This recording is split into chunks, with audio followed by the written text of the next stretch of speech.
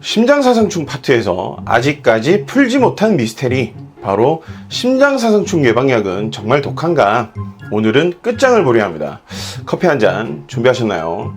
심장사상충 예방약 그냥 해도 괜찮겠어? 지금 시작합니다. 안녕하세요. 수의사 김원장입니다. 동물병원에서 얘기해주지 않는 동물병원 리얼스토리 지금 시작합니다.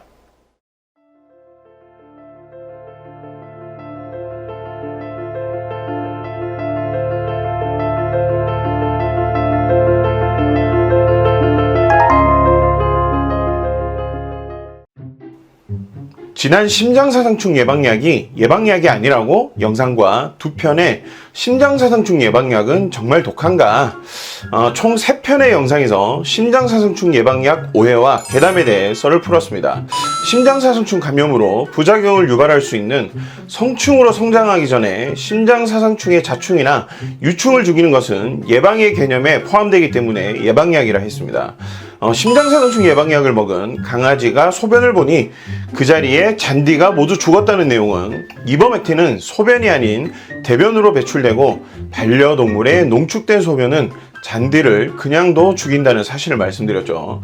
신경독성으로 기생충을 죽이기 때문에 반려동물에게도 독하다는 것은 척추동물은 혈관, 뇌 장벽이 있어서 약물은 이 장벽을 통과하기 어렵기 때문에 문제가 발생하지 않습니다.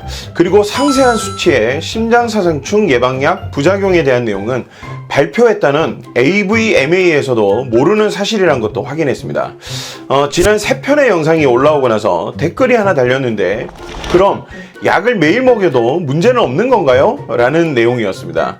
바로 삭제를 하셔서 질문의 의도는 정확하게 파악하지 못했지만 고민을 조금 해봤습니다. 왜냐하면 이런 괴담들을 절대적으로 신봉하는 분들은 아무리 사실을 얘기해도 거짓말이라 치부하고 사실관계를 확인하지도 않는 것이 일반적입니다.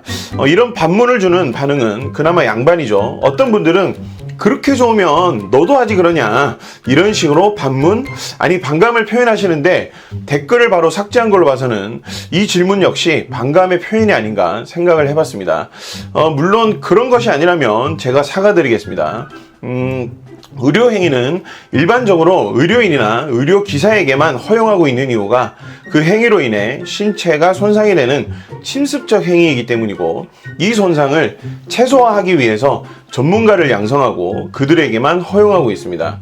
그리고 약물의 경우는 의사의 처방을 받아야지만 또는 약사를 통해서 복약 지도를 받는 이런 제한적인 방법을 통해 약을 구입하고 있습니다. 약을 먹는 행위는 의료적 행위보다 그 행위 자체가 매우 쉽기 때문에 별거 아니라고 생각하지만 약물의 적용은 신체에 화학적 손상을 유발하고 경우에 따라서는 단순히 알약을 먹는 것으로도 사망에 이를 수 있습니다. 동물 의료 체계에서는 수의사를 통해 처방받거나 투약하도록 하는 이유도 이와 동일합니다.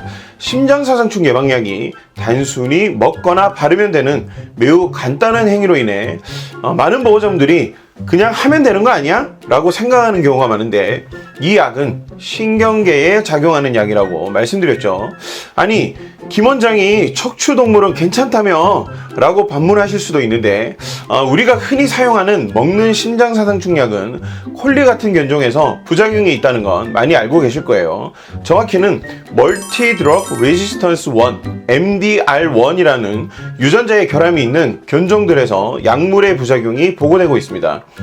유전자 이름만 봐도 그냥 약물에 저항성을 가지는 유전자라는 느낌이 팍 오죠. 콜리처럼 이 유전자의 결함이 있는 견종은 혈액 내 장벽에서 약물을 거르지 못합니다. 그래서 신경 증상이 나타날 수 있죠. 그럼 그 견종들만 조심하면 되는 거 아니야? 라고 생각할 수 있지만 이 유전자의 기능을 약화시키는 약물들이 존재합니다. 그런데 이런 약물들이 반려동물의 질병 치료에 루틴하게 사용되고 있는데, 보호자가 이런 내용을 숙지하지 않고 약을 그냥 사용하게 된다면 예방약은 약이 아니라 그때부터는 신경독이 되겠죠. 그리고 이버맥틴의 경우 단독 사용에 있어서는 정량의 400배의 용량을 먹어야 가벼운 부작용이 발생하는 것으로 알려져 있습니다. 하지만 이건 어디까지나 건강한 개체의 약물 반응이죠. 아무리 안전하다 하더라도 간에서 대사되는 만큼 간 질환이 있는 아이들에게는 부담이 될 수 있습니다.